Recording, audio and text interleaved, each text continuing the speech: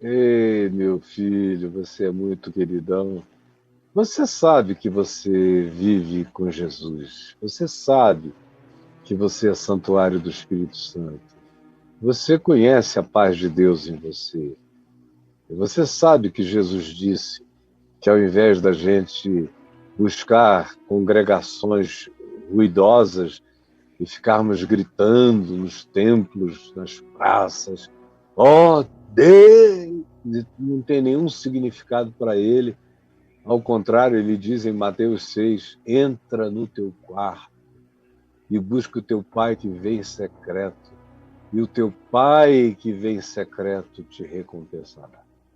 Então, ele fala da relação completamente solitária com Deus. João Batista não frequentava nenhuma reunião de oração, nenhuma sinagoga, nenhuma congregação. Mas Jesus diz que dos nascidos de mulher ninguém foi como João, que não frequentou nenhuma congregação, todavia.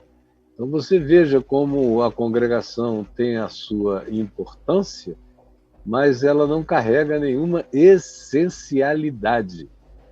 João Batista tinha discípulos que andavam com ele. Aí você diz, bom, é a congregação de João que tinha discípulos. Mas quando Jesus apareceu, ele falou para os discípulos, vão após ele. Podem me deixar sozinho, que não tem problema nenhum. É com ele que vocês têm que ir, com o Cordeiro de Deus que tira o pecado do mundo. É com com ele que vocês têm que seguir. E foi o que eles fizeram. Você veja, a maior parte da vida cristã de Paulo, ele viveu provavelmente longe de congregações, porque primeiro ele passou 3 anos na Arábia sozinho, jejuando e orando, quando se converteu.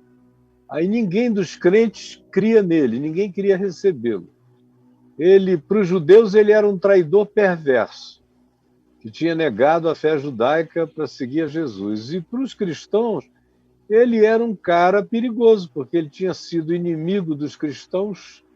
Então ninguém queria Paulo. Foi Barnabé, que talvez tenha sido primo dele, fosse primo dele, aquele que conhecia o caráter dele muito bem, foi lá e o introduziu numa comunidade em Antioquia, onde ele ficou algum tempo, pouco tempo, ensinando, pregando. Quando a gente pensa em tempo significativo, é um cara que passou 10 anos pastoreando num lugar. Não, ele ficou ali um ano e pouco, e foi embora pela Turquia, pela Ásia Menor. É longo, os lugares são longos. Para chegar num lugar você caminha dias. Ele ia acompanhado de companhias, de companheiros, nos quais ele orava e tudo, mas não é porque ele estava com companheiros que ele estava acompanhado por Jesus. Ele sem ninguém estava com Jesus.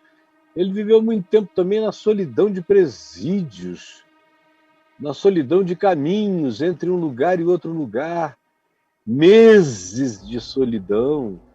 Então, não é nada disso. Quem inventou essa história foi a religião.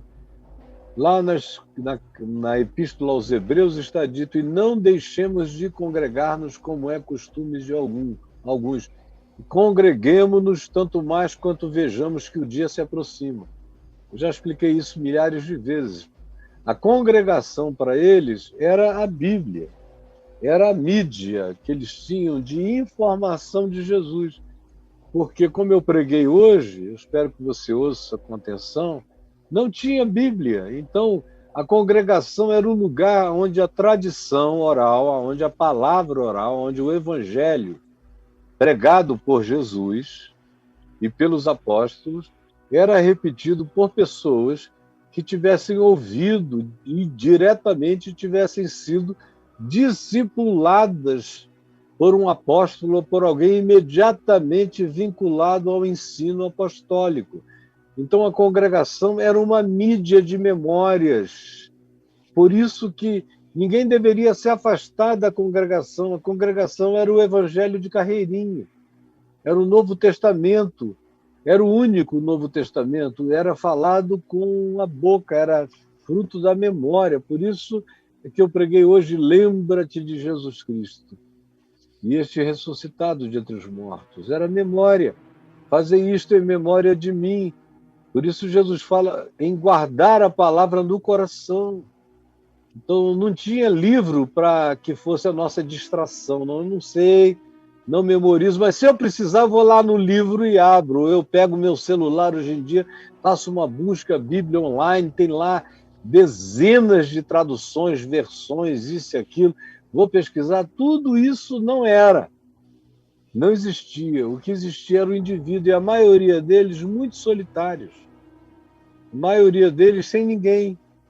A maioria deles morando em lugares longínquos. A maioria deles não num centro urbano, necessariamente.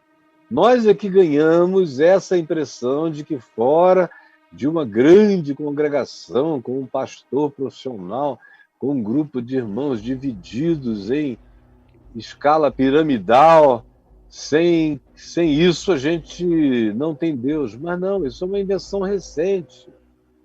O que foi normal a vida inteira foi guardar a Deus no coração.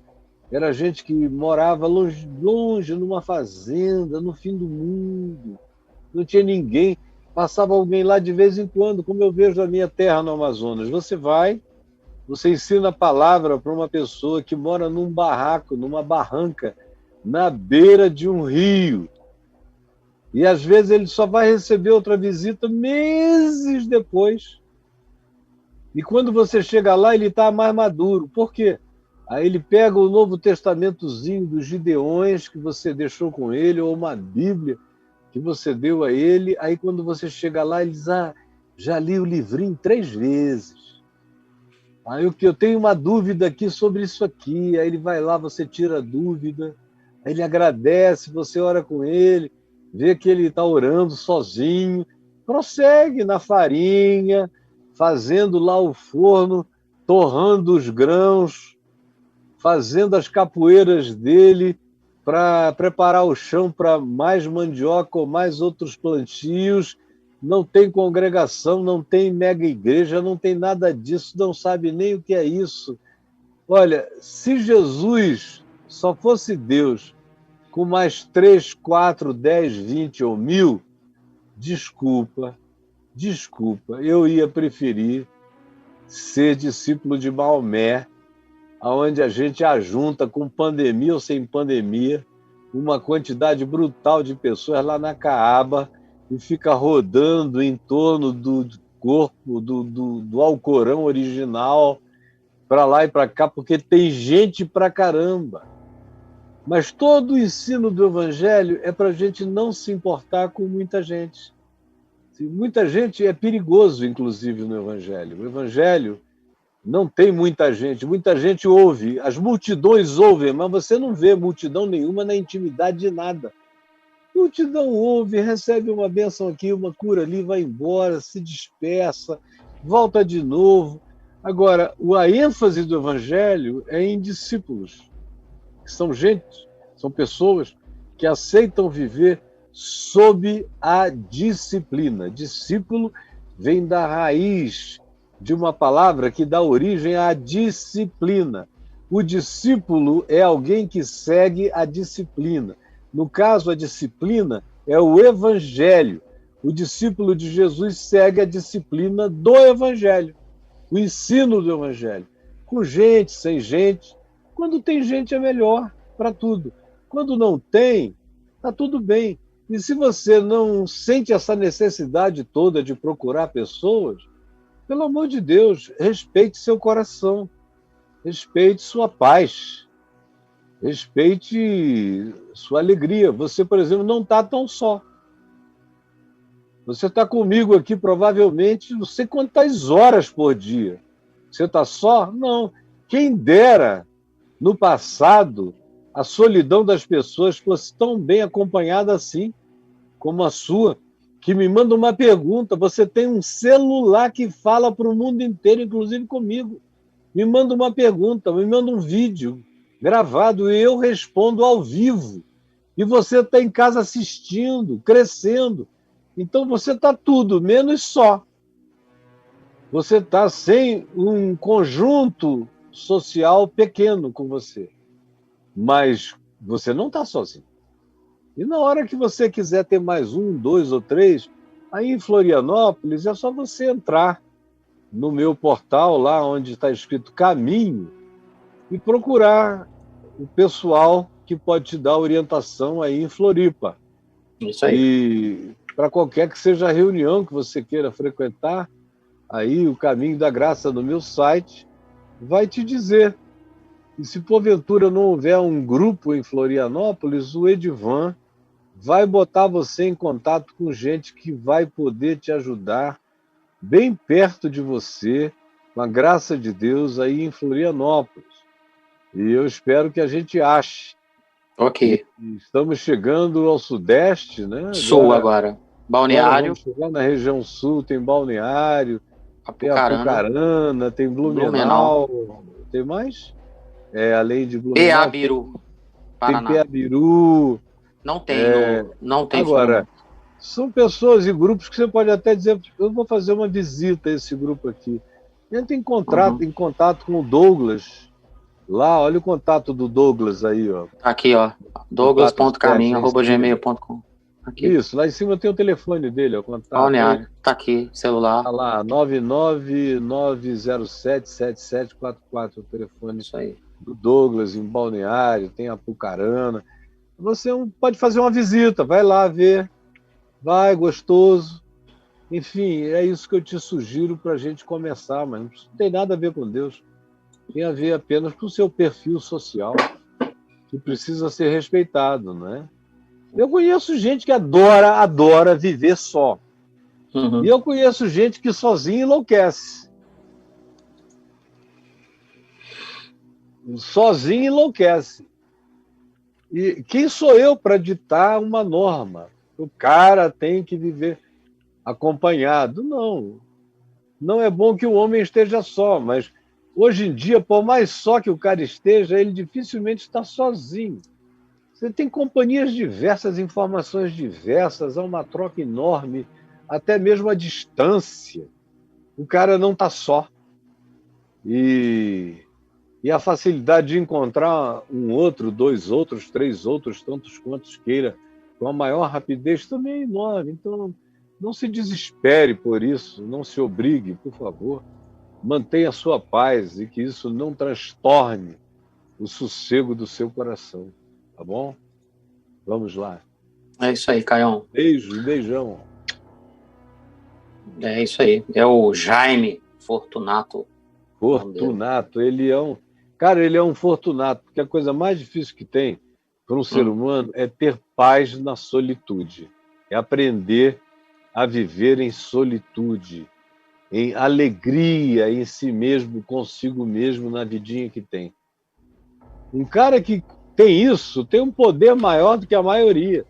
Eu conheço milionários que, se você trancar dentro de um barraco, mesmo que você dê todos os aparatos de comunicação para ele, ele surta em uma semana. Se aguentar tanto tempo. Paga qualquer grana para sair dali. Agora, ele é um homem que tem paz consigo mesmo. Isso é uma vantagem extraordinária, porque a gente nem sabe como o mundo vai ser. Um cara que consiga ter paz em si mesmo, consigo mesmo, com a vida que tem, é um bem-aventurado, está diante dos outros. E quando outros chegarem, ele sabe acolher. Mas não tem nada de errado de preferir um modo de solitude para o seu viver. É uma escolha sua, se essa for a sua paz. Desde que você não fique um esquisitão, não é? O encontro com o próximo é muito mais para salvar a gente de idiosincrasias, manias e excessos provocados pela solitude. O outro me salva dos excessos que eu tendo ou posso resolver na solitude, na vida só. O outro me salva, apara essas arestas. Então é saudável encontrar com pessoas de vez em quando, porque o outro é um espelho útil a mim mesmo, entendeu? Agora, não é condição sine qua non para viver bem. Deus te abençoe, Fortunato. É isso aí. Beijo, meu irmão.